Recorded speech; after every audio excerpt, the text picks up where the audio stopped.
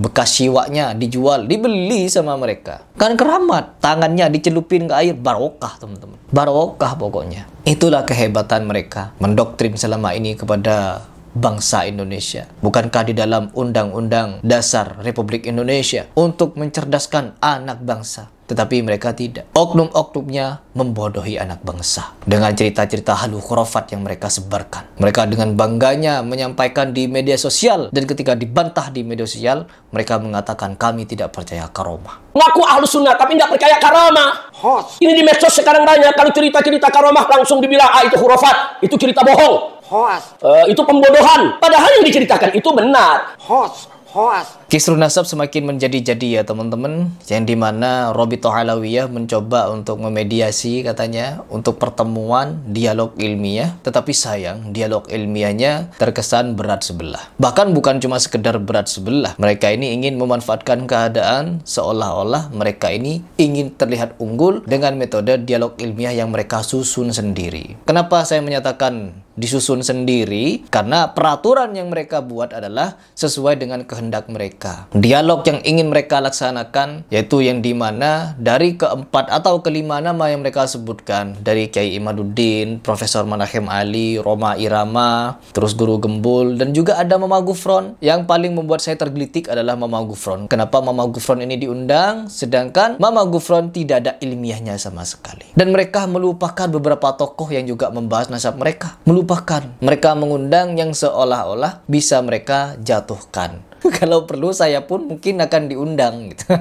Mungkin ya, agar mereka biar terlihat unggul begitu ya. Jadi ngundang Mama Gufron. Kan Mama Gufron tuh gampang, matahinnya kan gampang. Sedangkan mereka sendiri memberikan pernyataan bahwa dialognya akan mereka laksanakan dengan metode tertentu. Yang pertama, Kiai Imad duduk sendirian lalu disidang dengan beberapa orang. Habis itu Profesor Manahem Ali disidang dengan beberapa orang. Itu namanya bukan dialog ilmiah, tetapi penghakiman ilmiah. Seharusnya apabila kalian ingin melakukan dialog ilmiah, maka undang semua orang yang bertentangan dengan kalian untuk melakukan diskusi secara live. Ingat, live ya, bukan tertutup. Maka itu baru namanya fair. Terus ada kesepakatan tanggal 10 September katanya mereka ini ingin melakukan dialog ilmiah antara siapa begitu dengan Kiai Imad di Universitas Wali Songo. Katanya begitu. Namun entahlah ini akan terjadi atau tidak. Karena mekanismenya sungguh membagongkan kalau menurut saya. Harusnya ketika mereka ini diundang oleh Rhoma Irama, duduk di podcast untuk menjelaskan. Mereka mau teman-teman. Harusnya mereka mau datang ke sana. Lalu apa? Ketika diundang oleh Rhoma Irama, mereka tidak datang. Diundang dengan cara baik-baik, mereka tidak datang teman-teman. Lalu ujuk-ujuk mereka mau ngundang Rhoma Irama.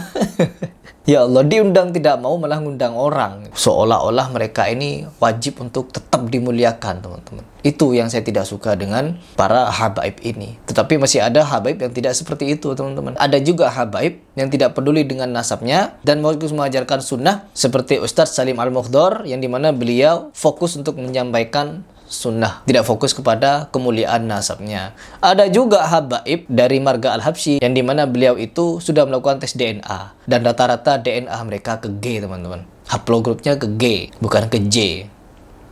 Artinya apa? Jauh dari haplogrupnya Ali bin Abi Thalib. Dan di sini teman-teman, kalau kita menyaksikan bagaimana kalau kita ini ingin menyikapi beberapa hal dari gaduh nasab ini. Yang pertama, saya ingin mengajak kalian semua untuk mensupport dialog ilmiah yang mungkin diadakan oleh orang di luar itu. Misalkan MUI membuat salah satu forum dialog ilmiah yang mengundang tim penentang nasab dengan tim pembela nasab. Didudukkan di salah satu forum, disiarkan secara live mengenai beberapa statement yang mereka punya. Ini harusnya diadakan oleh orang yang ada di luar mereka semua agar berimbang. Kalau diundang oleh mereka artinya apa? Seperti yang dikatakan oleh Guru Gembul, mereka ini punya rekam jejak yang dimana tidak segan untuk melakukan tindakan persekusi. Tidak segan itu. Jadi bisa saja mereka untuk dipersekusi ketika sampai di sana. Bisa saja, mungkin. Tapi meskipun mau dilihat dari segi, oh enggak ini bakal fair. Ya meskipun bakal fair kan di situ satu-satu katanya. Disuruh duduk satu-satu lalu dikeroyok teman-teman. Ditanya keroyok begitu. Hebat ya. Dari situ saja sudah kelihatan kelihatan mereka itu ketakutan. Sebagaimana yang disampaikan oleh dokter siapa kemarin, bahwa mereka ini dengan mengharamkan tes DNA saja sudah kelihatan kalau mereka sedang ketakutan. Apalagi dengan cara seperti ini. Karena apa? Yang bisa mereka lakukan, oknum-oknumnya itu ketika berceramah, kebanyakan bukan ilmiah, tetapi dongeng takhayul dan khurafat. Dan khurafatnya apa? Merendahkan Nabi Muhammad SAW. Selalu merendahkan Nabi Muhammad SAW. Al-Faqih Muqaddam pernah mi'raj 70 kali. Al-Faqih Muqaddam bisa memadamkan api neraka dengan jari kelingking. Ya Allah, menurunkan rantai emas dari langit, hujan susu dari langit, keluar bola api dari tangannya. Apa ini kok seperti film-film layar lebar? Seperti film Naruto, membangkitkan orang yang sudah mati. Ngeri teman-teman. Sungguh mereka ini sangat mengerikan untuk mendoktrin keramat-keramat kepada manusia, kepada umat Islam di akhir zaman. Saya sangat bersyukur ketika khurafat-khurafat ini mulai ditentang oleh banyak orang. Saya bersyukur di situ. Jangan kira ketika saya menentang keramat-keramat mereka, saya tidak percaya kepada karomah. Saya percaya pada karomah, tapi karomah bukan seperti itu bentuknya. Kan kalau mereka ini enggak, hai anak-anakku, terbang dong satu-satu. Terbang satu-satu, teman-teman. Dan apa? Mereka hanya bercerita, teman-teman. Menceritakan kepada orang-orang yang ada di Indonesia. Ini loh, kakek-kakek kami begini loh, keramatnya begini loh.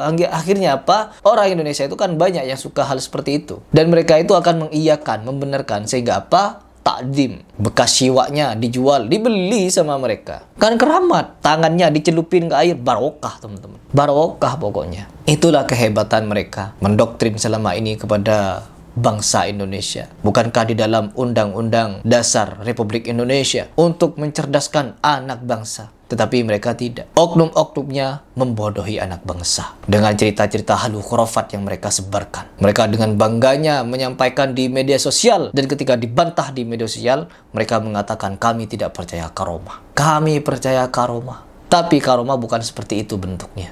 Jadi saran saya, dialog ilmiah yang sejati, yang benar, bukan di tempat kalian, bukan di markas kalian, tetapi ada di tengah-tengah di antara kalian. Boleh di MUI atau di PBNU. Karena ini konflik NU, teman-teman. Mereka semua ini NU. Yang konflik ini NU semua, teman-teman. Orang-orang Salafi hanya apa? Memberikan edukasi tentang khurafat mereka, tentang pengakuan-pengakuan mereka, dan tentang hal-hal yang di luar nalar yang mereka ceritakan. Kita, orang-orang yang dituduh-tuduh Wahabi ini, hanya menyampaikan edukasi mengenai takhayul, bid'ah, dan khurafatnya. Yang merasa teredukasi, ya Alhamdulillah. Yang merasa kepanasan, ya innalillah. Begitu. Ya Allah. Oke, teman-teman. Semoga dialog ilmiah ini bisa terjadi, namun di luar pihak mereka. Jangan di pihak penentang nasab, dan juga jangan di pihak pembela nasab. Tetapi kalau bisa, di lembaga yang resmi, entah itu MUI atau di NU. Ya, agar apa? Agar permasalahan ini segera clear. Begitu. Jadi mungkin itu saja yang ingin saya sampaikan kepada kalian. Semoga kita semua bisa berpikir cerdas dan lepas dari takhayul, bid'ah, dan khurafat. Ingat kalimat bid'ah ini, TBC. Ingat kalimat TBC bukan buatan orang Salafi, tapi itu adalah fatwa tarjih dari Muhammadiyah.